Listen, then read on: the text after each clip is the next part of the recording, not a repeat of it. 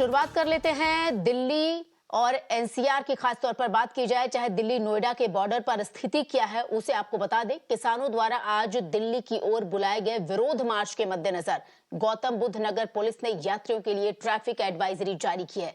आपके TV screen पर ये जो तस्वीरें हैं आपको बता दें, लंबा ट्रैफिक जाम लगा और इस ट्रैफिक जाम की वजह है किसानों द्वारा दिल्ली चलो जो उनका मार्च है।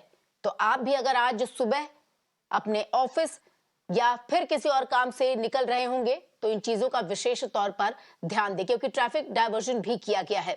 आपको बता दें, किसानों ने नए कृषि कानूनों के तहत लाभ और सरकार द्वारा कब्जा की गई अपनी जमीन के मुआवजे की मांग को लेकर ये विरोध मार्च जो है उसे बुलाया है, उसका आह्वान किया है। किसानों के इस मास प्रोटेस्ट का असर दिल्ली एनसीआर में रहने वालों की दिनचर्या पर पड़ रहा है। ग्रेटर नोएडा, नोएडा और दिल्ली को जोड़ने वाली जो मुख्य सड़कें हैं, जो मुख्य मार्ग है, आपको बता दें वो अवरोध उसमें उत्पन्न हुआ है।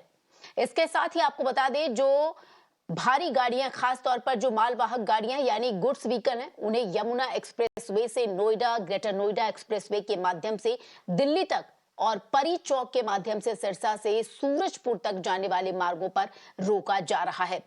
इसके अलावा आपको बता दें, पुलिस बल की भारी तैनाती की गई है, गाड़ियों की चेकिंग भी हो रही है।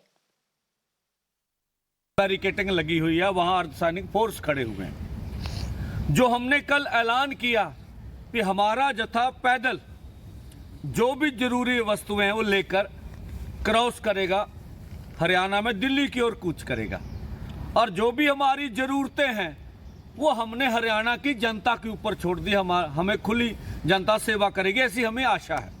आज हमारा मोर्चा 294 दिन में, और जो जगजीत सिंह डल्लेवाल साहब बैठे हैं उनका अमर अनशन 7वें दिन में दाखिल हो गया है। और जैसे धनखड़ जी का बयान आया, बहुत से भाजपा के प्रवक्ता लगातार बोल रहे हैं भाई बात होनी चाहिए, टेबल पर बैठना चाहिए।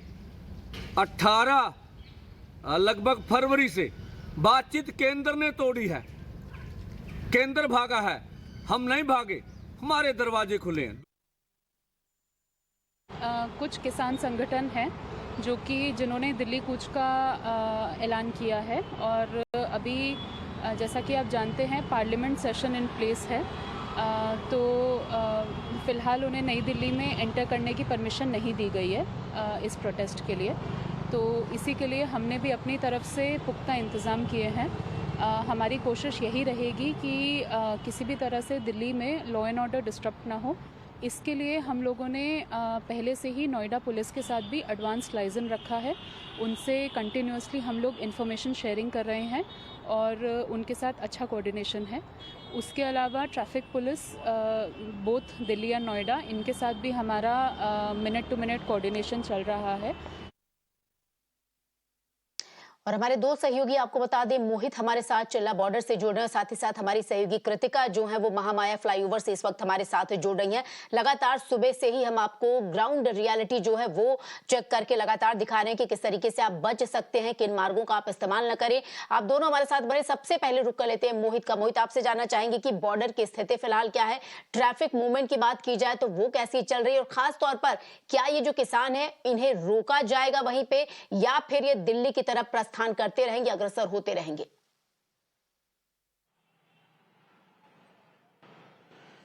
देखिए, पहले मैं आपको ट्रैफिक मूवमेंट दिखाता हूं। जो ट्रैफिक मूवमेंट सुबह ऑफिस टाइम पे काफी धीमी गति से चल रही थी, उस ट्रैफिक को यहां से रिलीज किया गया है। जो बैरिकेड सड़क पे लगाए गए थे, बीच सड़क में लगाए गए थे, उनको अब साइड में सड़क पर खड़ा किया गया है, और पूरी एक तैयारी जो है वो दिल्ली पुलिस की यहाँ पे देखने को मिल रही है। तमाम सुरक्षा बल जो है दिल्ली पुलिस के, वो यहाँ आपको देखने को मिलेंगे। न सिर्फ दिल्ली पुलिस के जवान, उसके अलावा पैरामिलिट्री फोर्सेज और रैपिड एक्शन फोर्स के जवान भी यहाँ पे खड़े किए गए हैं। लगातार आला अधिकारी मौके पर पहुंचकर ब्रीफिंग कर रहे हैं, और उनका कहना है कि दिल्ली की तरफ जब किसान आगे आने की कोशिश करेंगे तो उनको बॉर्डर पर रोक लिया जाएगा। हालांकि उनका यह जरूर कहना है कि हमारी नोएडा पुलिस से लगातार बातचीत हो रही है, इन्फॉर्मेशन शेयरिंग हो रही है, हमारी इंटेलिजेंस शेयरिंग हो रही है, और नोएडा पुलिस का कहना है कि किसी भी सूरत में दिल्ली की तरफ किसानों को नहीं आने दिया जाएगा, उनको बीच में ही रोक दिया जाएगा। यानी नोएडा पुलिस इस बात को लेकर आश्वस्त है कि वो किसानों को मनाने के लिए तैयार हो जाएगी और दिल्ली की तरफ आगे नहीं बढ़ने देगी। लेकिन अगर उसके बावजूद अगर किसान दिल्ली के बॉर्डर तक आते हैं तो दिल्ली पुलिस ने यहाँ पे अपनी पूरी तैयारियां कर रखी है। यहाँ पे दिल्ली पुलिस की की काफी बड़ी संख्या में फोर्स तैनात है। नासिर चिल्ला बॉर्डर, डीएनडी, कालिंदी कुंज, जिंद, 3 बॉर्डर से नोएडा से दिल्ली की तरफ किसान जा सकते हैं। उन तीनों बॉर्डर पर बड़ी संख्या में पुलिस बल को तैनात किया गया है, लेकिन दिल्ली पुलिस का कहना है कि किसी भी सूरत में दिल्ली के अंदर किसानों को नहीं जाने दिया जाएगा। जी बिल्कुल मोहित, हमारे साथ बने रहिए, आपसे और भी जानकारी लेना चाहेंगे कि लोगों के लिए जो अल्टरनेटिव मार्ग है वो क्या सुझाए गए। लेकिन सीधे रुक लेते हैं हमारी सहयोगी कृतिका का, जो इस वक्त हमारे साथ महामाया फ्लाईओवर से जुड़ी हैं।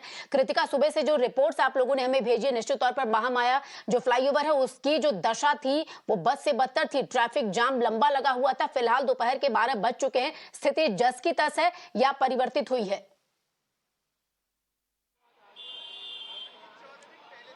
जी श्वेता, मैं कैमरा पर्सन सुजीत से कहूंगी कि वो आपको यहाँ का दृश्य दिखाए। पहले तो हमारे आप पीछे देख सकते हैं कि कैसे ट्रैफिक भी हमारे यहाँ पर कंजेस्ट हो रहा है, क्योंकि किसानों ने यहाँ पर इकट्ठा होना चालू कर दिया है।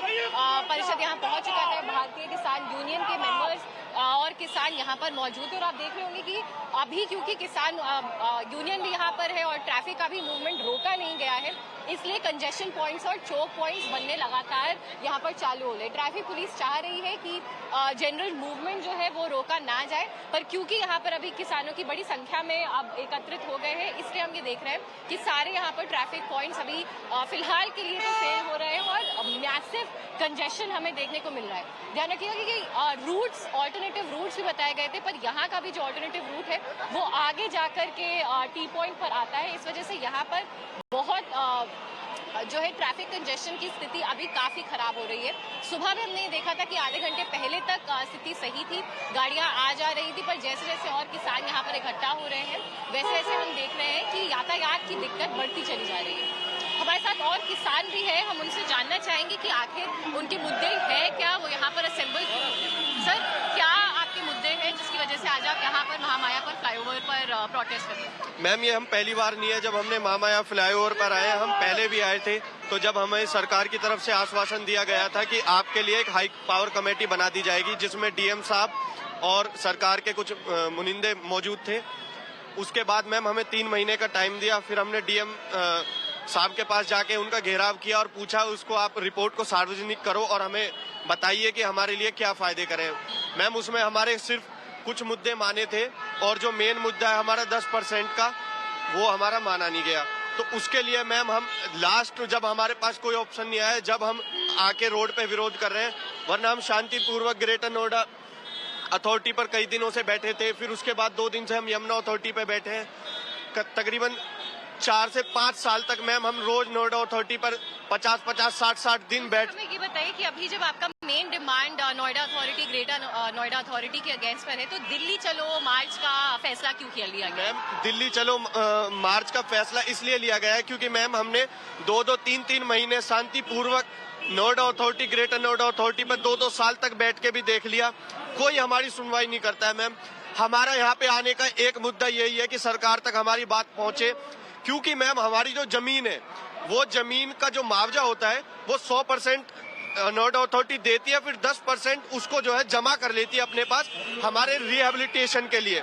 जिसमें एक सवाल मेरा और रहेगा, लोग ये भी कह रहे हैं कि प्रोटेस्ट की वजह से यातायात में दिक्कत आ रही है, लोगों की जनरल मंडे का दिन है, सबकी ऑफिसेज में जाने में दिक्कत आ रही है, उस पर आप क्या कहेंगे? मैम, जब हमारे लास्ट ऑप्शन हो गया, हमारे पास बिल्कुल कोई चारा नहीं बचा है, जब हमको आना पड़ता है। और ये जो रोड पे आ रहे हैं, ये भी कहीं ना कहीं हमारा देश किसानों से ही चलता है, तो इनको भी हमारी मजबूरी समझनी चाहिए। क्या करें मैम, नेशनल मीडिया हमें जब भी कवरेज देगा जब हम रोड पे आएंगे। हमारे मुद्दे अभी यही चल रहा है कि 10% का जो इनका डिमांड है कि विकसित भूखंड का जो उनको परसेंट मिलना चाहिए, वो इनका 10% अभी जारी नहीं किया गया है। इस वजह से हम वापस से एक बार आपको और विजुअल्स दिखाएंगे। यहाँ पर ट्रैफिक बढ़ता ही चला जा रहा है, पर साथ ही साथ किसानों की भी संख्या बढ़ रही है। तो मूवमेंट नोएडा पुलिस ट्राई कर रही है कि स्मूथ रहे, इतना ज्यादा देर का कंजेशन ना हो, पर डेफिनेटली अभी हमें देखना होगा कि जैसे जैसे प्रोटेस्ट और बड़ा होता है, बिल्कुल ट्रैफिक मूवमेंट जो है वो स्लो है।